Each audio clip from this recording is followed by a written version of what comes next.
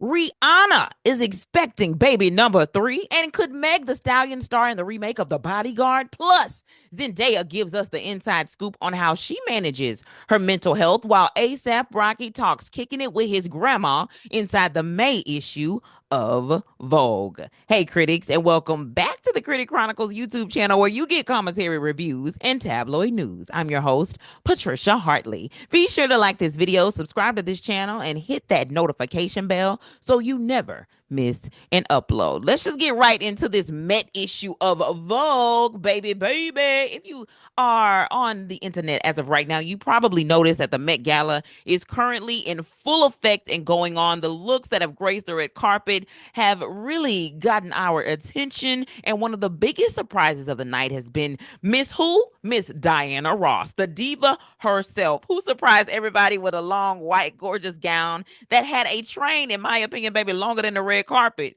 I'm a diva. I'm a diva. But she's earned it, right?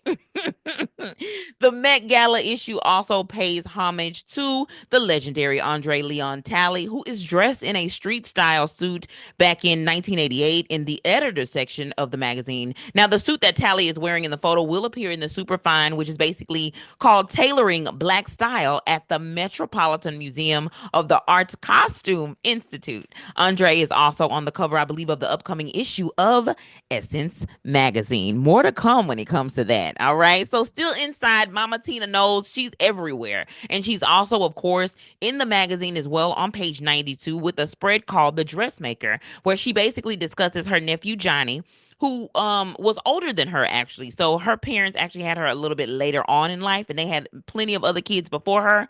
But yeah, Mama Tina, she said her, I want to say her sister, I think, who was 27 when she was born. So I think she has a sister. Her oldest sister, I believe, was 27, already had a few kids. That article is also here as well in the magazine as well. She talks about how her uncle was also her friend, and she says that he found actually a place for himself in the world by making clothing, and he showed Mama Tina as well as her daughters a way to leave it a bit more beautiful. Mama Tina also has a book out now called Matriarch, and if you get the audiobook specifically, you can hear a tribute from all of her daughters, including Kelly Rowland and her niece Angie Beyonce. They're basically in the book talking about their experience with Mama Tina and singing her praises. They may not be singing, but they're singing praises to Mama Tina, the matriarch, right? Check out her new book if you haven't had a chance already. I've already purchased it through not a free resource, but I did purchase it through Audible. However, I have requested the ebook via a platform called Libby, but it's basically just kind of on hold. So it has not officially come in yet, but I flagged it so they know, let me know when it actually do come in on a free platform. And once it comes in on the free platform, I will keep you posted. Continuing on with the Vogue issue, the special Met Gala issue in the magazine, Jeremy O'Harris talks about the new exhibit, at the Metropolitan Museum's Costume Institute, which tells the story of Black dandyism as a joyous sartorial force, celebrating a lifetime of looking sharp, basically. Now, the spread includes, these are just a few people that I'm naming: Lana Turner, Spike Lee, Dapper Dan, Ayo Edebiri, John Batiste, also Anak Yai. There's also Aaron Pierre. Yara is also in there. Asia Wilson, Tyson Beckford, Janelle Monáe, Teyana Taylor, Jules Smith, who is the grandson of Mama Tina, also the son of Solange, La Roche, and those are just to name a few. Okay, y'all. Skipping to what I actually kind of delved into a little bit more was on page 170 to an image of ASAP Rocky. He was leaning against a black baby grand piano with a photo of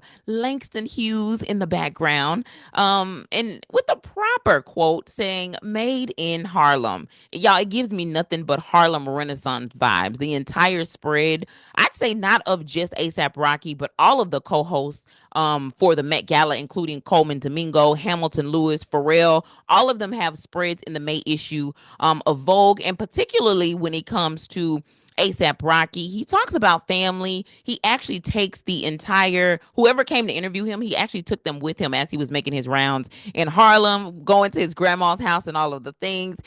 In the photo that I saw, he's actually sitting with his grandma on her couch on one of the pages, and she confesses that she actually has a crush on Coleman Domingo. So I'm glad that he actually served as one of the co-chairs, because I'm sure you could introduce her, get her a photo, all of the things. And while Granny was gushing as well about her crush, she especially complimented her grandson ASAP Rocky on how he parents his sons RZA as well as Riot, saying that while she always knew that ASAP Rocky was going somewhere, she's happy that he settled down and happy who he settled down with. Now, of course, at the beginning, I basically announced that you can see photos of Rihanna out and about now. I think she had on some sort of a gray outfit, and it wasn't just any outfit, baby. It was a two-piece and all of the things. So the belly was poking. The belly was poking. But she is expecting baby number three. Congratulations, not only to ASAP Rocky, but of course, Rihanna under my umbrella.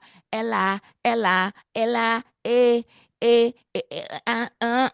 don't even know why let me get to the next thing that I'm actually supposed to be talking about now. Y'all, let's go black on the inside actually of Life and Styles May 12th issue. If you are looking for more of an eat, pray, love type of an escape, well, Rachel Lindsay, she can tell us all about that. Since last summer, she took a trip to the south of Italy where she stayed in, I think it's called Sorrento. That's where she stayed at in Italy. And she said that it actually changed her life. That's on page 8 of the Life and Style issue. She raved about how she was able to get lost in the city that she believes is still off the beaten path compared to Rome as well as Venice. You know, some of those are the more popular spots to frequent.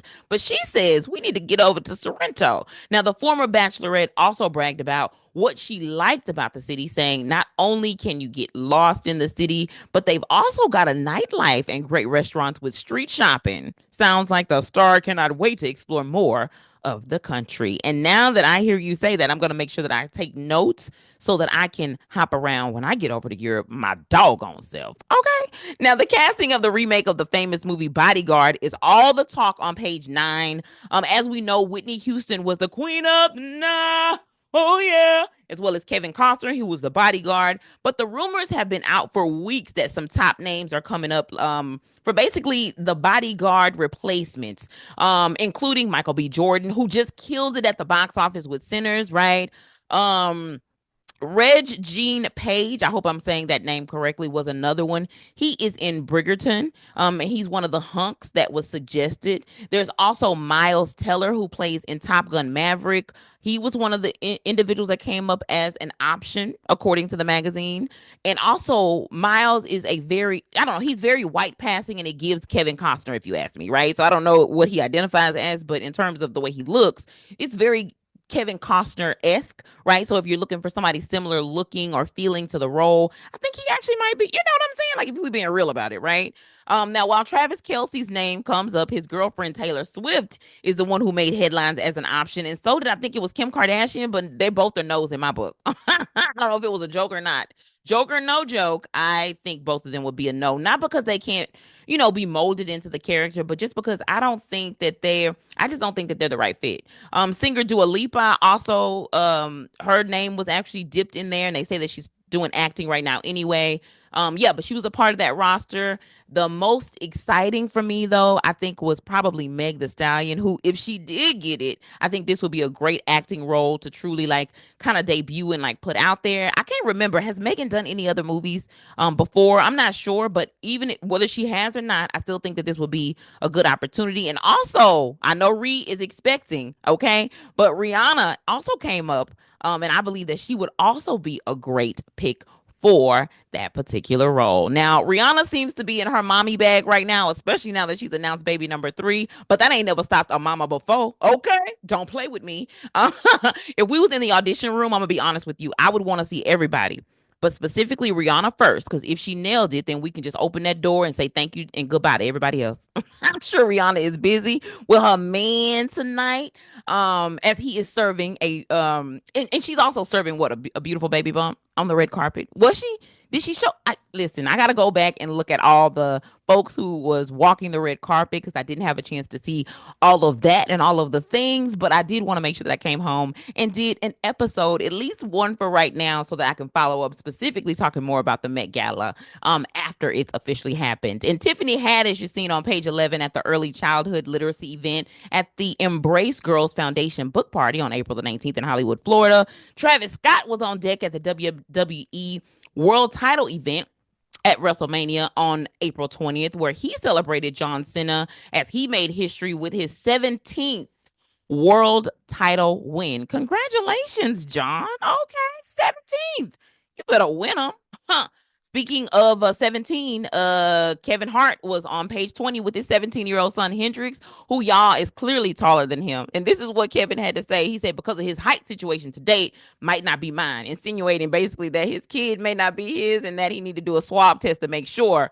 But you know, it was all a joke because, baby, it ain't no denying the fact that Hendrix looks just like you, Kevin. Stop playing. Stop playing. Younger and taller.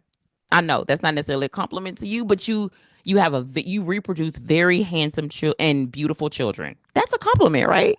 Even if they taller than you. You know, your money taller though, Kevin. That's what you say. My money taller. That's what you tell them. My money taller. Zendaya's on page 26. She's showing off her go-to rice salad. And while I don't plan to try the recipe, she shares it on page 26. And she also opens up a little bit about her mental health and just how she does have to kind of struggle when she's at the house sometimes to kind of just get up to get dressed. Her family tells her to go out and do things when she's off, but she may not always take that advice. But when she does take the advice, she always feels better. Thank y'all again for tuning in to the Critic Chronicles YouTube channel, where you get commentary, reviews, and tabloid news.